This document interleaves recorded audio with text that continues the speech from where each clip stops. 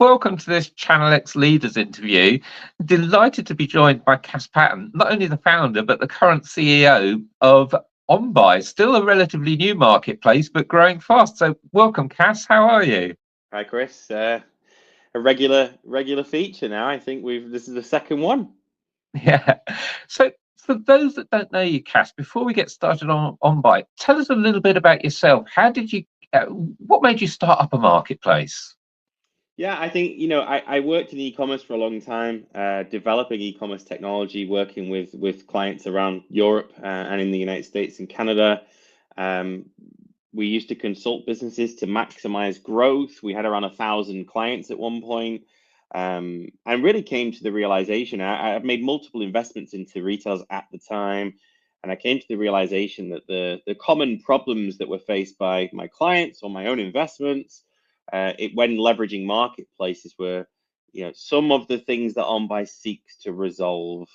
And we saw an opportunity to do something different to how the other marketplaces were operating, and to really, we said, hey, we could put more value back in customers' pockets through loyalty schemes and driving engagement that would really shake up the space. And that's how we got started. So I know you've been on an incredible journey since you founded OnBuy in 2016. But for those that maybe aren't aware of OnBuy in the early days and haven't been following your progress, how would you say OnBuy has evolved as a marketplace? Oh, I mean, the growth journey's been tremendous. I remember when we first set out, we set some targets. We used to be a partner of PayPal. We're still a partner of PayPal, but we were exclusive to PayPal. And we went to their offices in Richmond. We set some targets around what we wanted to achieve in the first 3 years. And anyone from PayPal who watched this who was there will remember there was a little bit of almost a giggle in the room that, the Bit aspiration was. optimistic, were you? I think they thought it was a bit optimistic, and when we did it, we actually beat it by about 3 times. And we earned a lot of trust and respect from PayPal after beating some substantial numbers. The growth's been, significant. Our growth rate pre-COVID was significant. Post-COVID was significant. Whether ignoring the COVID is what I'm saying. A lot of people say during COVID, e-commerce boomed, but no, we were able to sustain, and we've continued to sustain. And we started as a UK platform. We're now an international platform, and we have thousands of retailers on the platform we have a great relationship with, and very excited. We still feel very much like we're on the ground floor. They're still, still in the elevator, but we're still on the ground floor. There's so much for us to achieve, and we've become the fastest growing e-commerce business in Europe multiple times. Financial Times, Deloitte, winning accolades there. So it's been a tremendous, very fast, very stressful journey, but we have our eyes on a very big prize, which is much more considerable market share, both internationally and in the UK. It's been a roller coaster. So you said something interesting there, which was like the COVID era, and pretty much every e-commerce business boomed during COVID. But there's relatively few that managed to maintain that success. A lot of people, they saw a big drop off after COVID as people went back to work, went back to the pub, went back to the shops. How's OnBuy managed to buck that trend and not only maintain the business you won during COVID, but continue to grow? I think it's a mix of two things. I think one, our underlying growth rate was already quite significant. It continues to be significant. So the over acceleration during COVID, while it might have tapered a little bit towards the end and then back on the growth train, it was only a very small dip before we came through the other side and finished the year up. But I think the other thing that's most important for OnBuy is, unlike many other platforms where, and I don't just mean platforms as in marketplaces, I mean platforms as in large retailers as well. They don't necessarily offer something unique for the customer. And what we managed to do during the COVID period through our incentives and our loyalty schemes and building up a big amount of trust with our customers, we were able to retain them. So not only after COVID were we able to ride the trend of the growth rate, but we also had an increased customer base that we could market to, that actually found shopping with OnBuy was, convenient for them and beneficial for them. So we did a really good job. We have 7 million customers that use OnBuy, that are in our marketing comms and whatnot. And COVID played definitely accelerated that. And we have a very engaged customer audience. So yeah, I think we just booked the trend through having a good product. And I've got to say, you've been ranked amongst the fastest tech businesses, not just in the UK, but also Europe for 4 years now. And strong sales you've been reporting with a record-breaking Q4 in 2024. How have you managed to kind of maintain that momentum, especially when we look at the economy and it's dismal? It's like 0.1, 0.2% growth, and that's just not the UK. It's most of the world, to be honest, UK and Europe especially. But how are you managing to maintain the momentum in challenging times? Yeah, I think two things there, Chris. The interesting thing was we were the fastest growing e-commerce marketplace in Europe, and yet we only operated in the UK. So we are actually we a lot of people read that and thought, oh, we must operate across Europe, but at the time we didn't, and we won 3 consecutive times without even being live in Europe. And the last time we won, we'd only just launched in Europe, so they didn't form part of the numbers.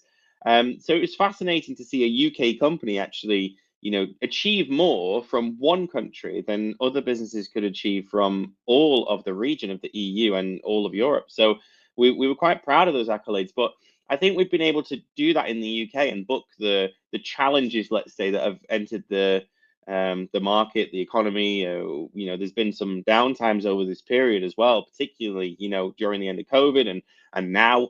When interest rates have risen and the average family suffered a huge blow since the interest rate changes, and that's definitely worsened economic outlooks and e-commerce spend and trajectories.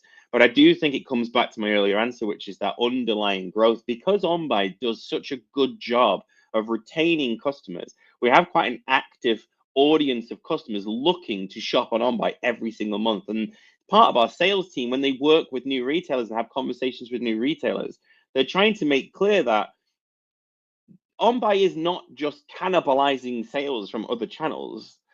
OnBuy has an audience pool that's seeking to buy things, and they're going to buy from someone. So if your products aren't there, you're losing the sale.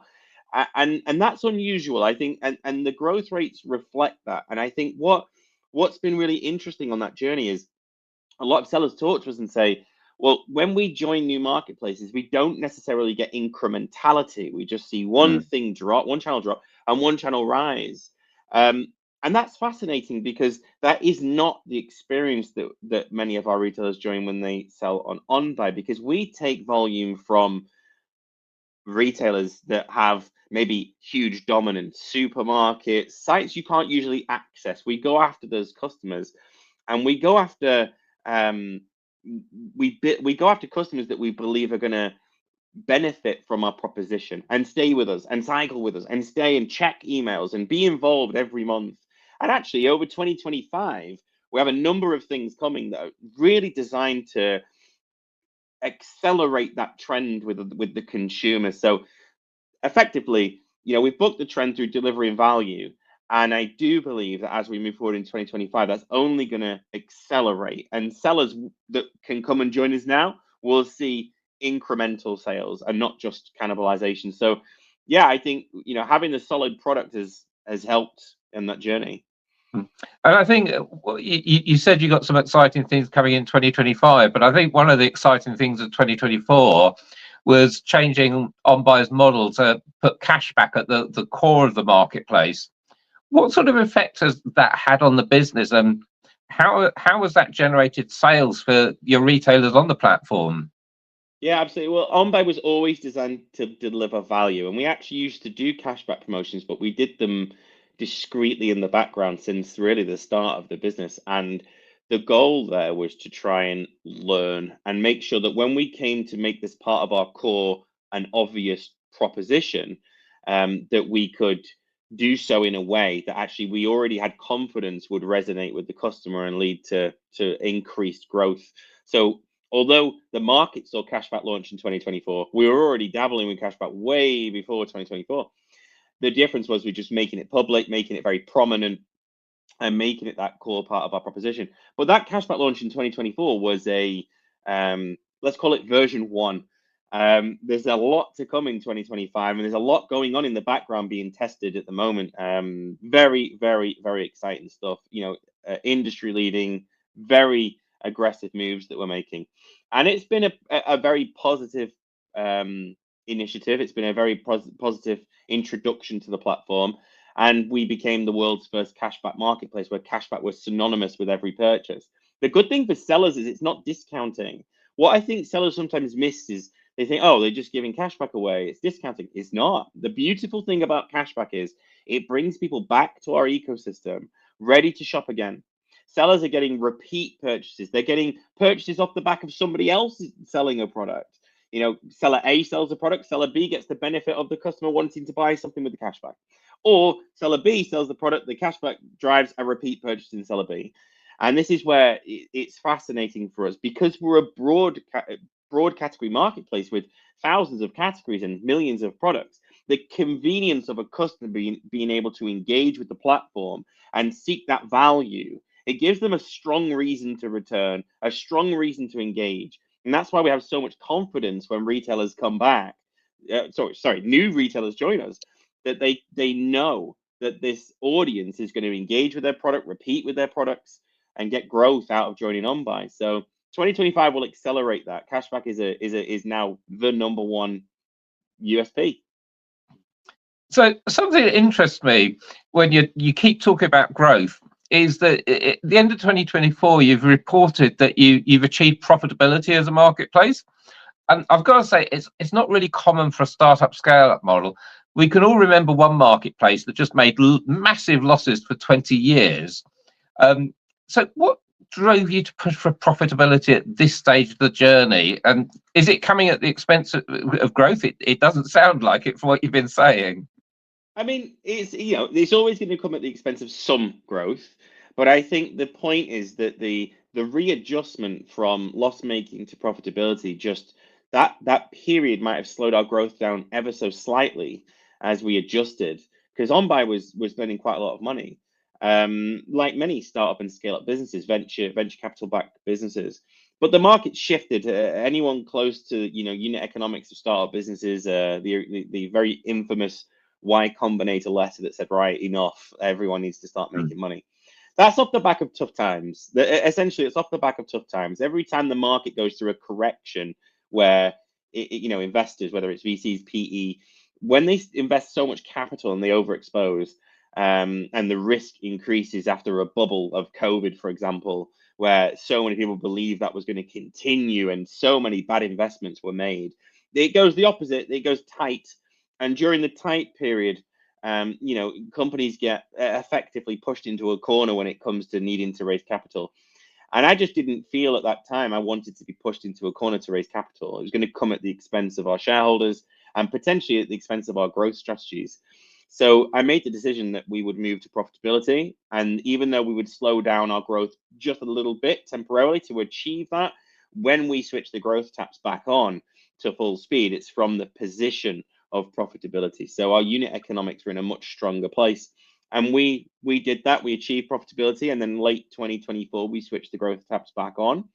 And now we're growing from a period of profitability. We've continued to remain break even as we scale out. So we're not on the hunt for profit. We are on the hunt for growth. But from a position of break even. And that's a fascinating place now because it means every bit of growth that we generate, every new customer that we retain, and we affect the bottom line, that we're investing that capital in scaling the business, reaching more customers and driving more value. So this is the most exciting point of the whole business to date, even though we had a period in 2019, where we grew 13x in 13 months, which was phenomenal. As we look now and we say, look, we're not going to do 13x in 13 months, but we are talking about much more substantial sums of sales on the platform. We do now have 12 new European marketplaces. We've got the United States launching later this year. And we have an increasing proposition, a value play for our customers that we're going to take on a journey to be more powerful, more beneficial than ever for customers. So if I look at the business today, I say, no, this is the most exciting position we've been in. The growth is going to be the most exciting because it's substantial in terms of relative numbers. And I know now exactly how to take OnBuy to the global stage and disrupt the e-commerce market for the first time. And when I say e-commerce market, we're all talking about the elephant in the room, the 20-year giant ahead of us. So there's a big play there, which is really interesting for sellers because sellers are frustrated with the giants as well, and we have a different way of working. We believe in our sellers. We want to partner with our sellers. We're not there to monetize and capitalize on monopolizing every single facet of the industry. That's not our core strategy. There's value in being fair, and I think for us, that's how we've been able to carve out a piece of the market so quickly. Now, something that really fascinates me, perhaps because it's the latest buzzword, AI, but you kind of credited AI with a key role in the transformation of OnBuy into a profitable business. Can you share a bit about how you're using AI within the business? And frankly, how is it helping you to improve the platform? Yeah, I think we're using AI in lots of different ways, from very specific product functions. Like, for example, we're about to launch a function that was running in the background but isn't actually live, and it will make an interesting play where sellers no longer need to set a category of a product when they join the platform. And it's something as simple as that is so powerful because that's one of the blockers. If you've got 10,000 products on a feed and then we say we're ready to join, everything's ready to go, and you've got to map your categories. I've got to know where that product goes.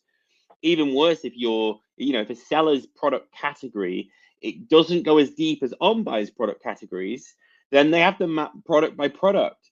And that's a slowdown. It's a waste of time. It stops sellers coming live. It means things are going in the wrong place because they give up with the lack of time and energy that they're going to invest in mapping those products to kick things off.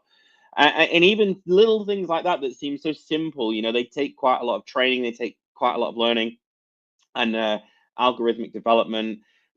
We've built tools that will take care of that. So launching very soon, and I do mean in the next few weeks, not months, sellers will just be able to send a feed of product and we put it in the right category. Like it's done.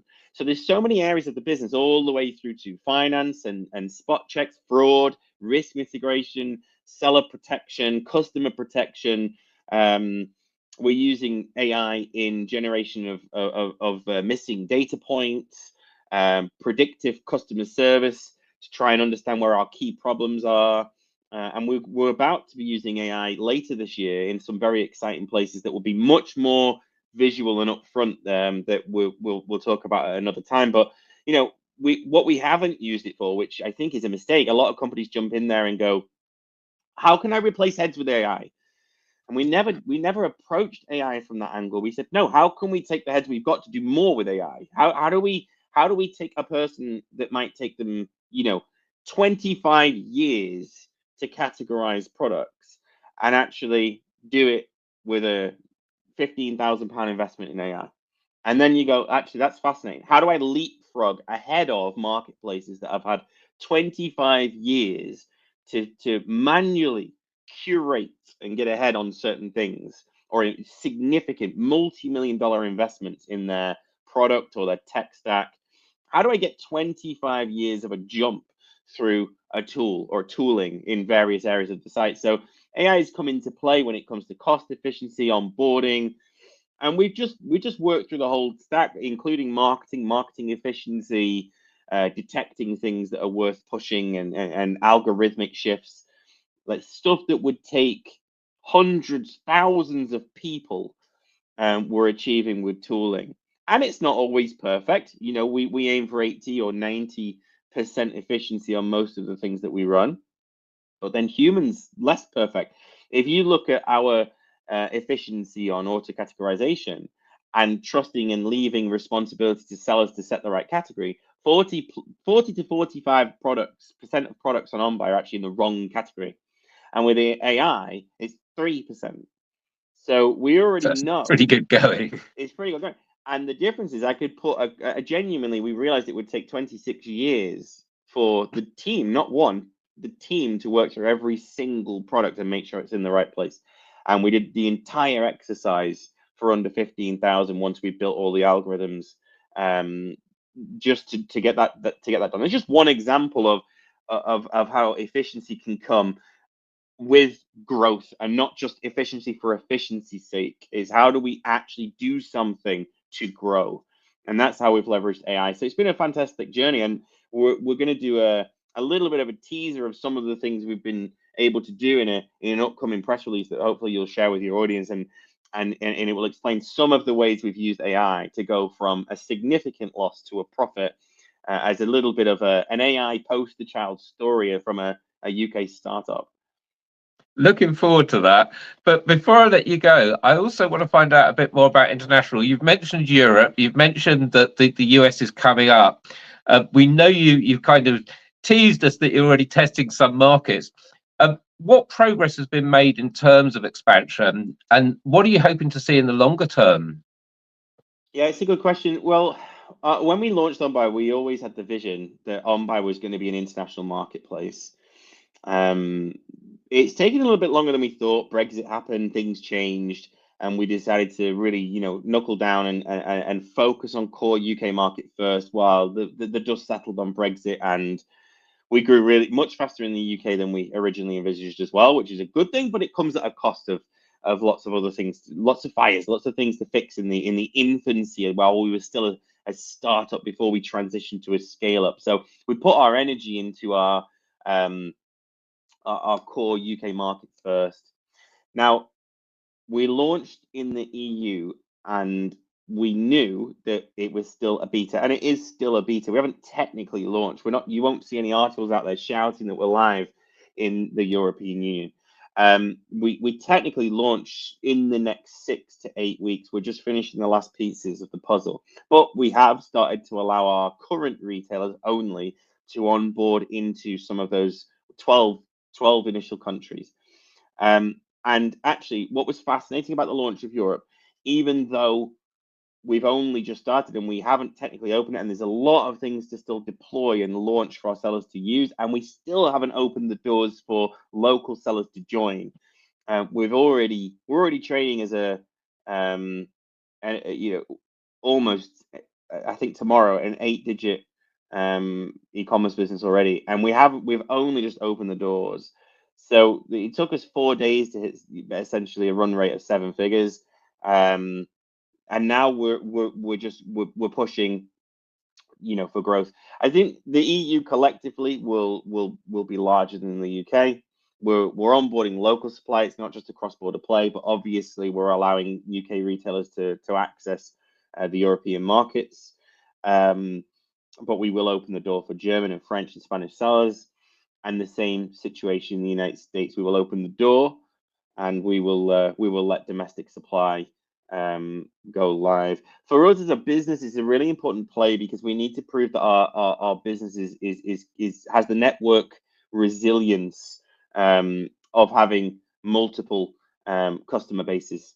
And also that we can solve cross-border with our sellers and really enable more markets on one platform, so that we can become a really convenient place to sell internationally, while also delivering strong customer bases internationally and disrupting the market. So America's got something big coming from OnBuy, because as a cashback model, as a cashback platform, we do feel that we can disrupt some of the larger retailers out there.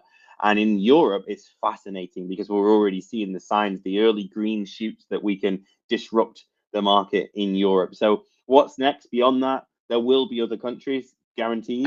Well, this is what I wanted to ask you, is kind of where do you see OnBuy in 5 years' time? What's the destination, or the intermediate stop probably, rather than the destination? Yeah, I think, I don't want to give away too much, but I think, we're starting with the obvious market of the EU, because it's our neighbor. It makes sense. We already have a lot of retailers in the EU. We're moving to the US. It's a e-commerce market that's just over 9 times the size of the UK. It's obviously got huge potential. It also strategically gives us a lot of sellers that then sell to other areas. So there's a hub of a network effect of Canada, South America, and as we move forward and start to tackle the next markets that we want to enter, I'll give you one clue.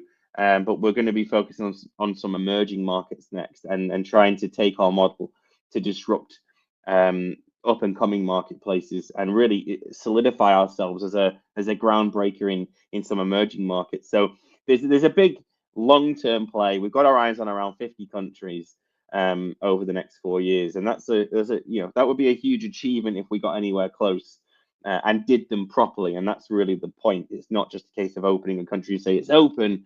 We're actually making sure we've got the right infrastructure. In the US, we've already opened our US offices. We've already started our US recruitment. It is a very strategic, long-term chess play to disrupt the leaders. So, final question for you, Cas. What would you say to someone who isn't yet selling on OnBuy? And how are you going to convince them to come along on the journey with you? I mean, look, I think our pitch is really simple. It's a relatively simple process to sell with OnBuy, to join our platform. It's not complicated. You've done it many times with other platforms of joining, getting your details in, passing verification, you are on. It can take an hour. Now, the reason to sell on OnBuy is incrementality. We're not just going to cannibalize your other marketplace sales. We have a very active customer base. I don't think there's another platform in the UK that can actually say that. Most are trying to pull traffic from other platforms, targeting the same customer experience or the same marketing channels that you're already in. We genuinely have incrementality at OnBuy. Our customers check us, they regularly use us. Our emails are opened by ridiculous numbers of people. So getting into OnBuy is going to be different. If you can't value the size of maybe another platform versus OnBuy and think, well, they're bigger or they're more exciting because they've been here for longer. Actually, OnBuy allows you to be a bigger fish in a smaller pond for now. It's still a huge marketplace and growing very, very quickly, but you can actually generate incremental volume, and that's the most important thing. Yeah, and I think that's what every seller is after, is growing their own business, not just spreading it between multiple. So if you're interested in incrementality for sales, then onbuy.com. But Cas, thanks so much for your time today. No, thank you.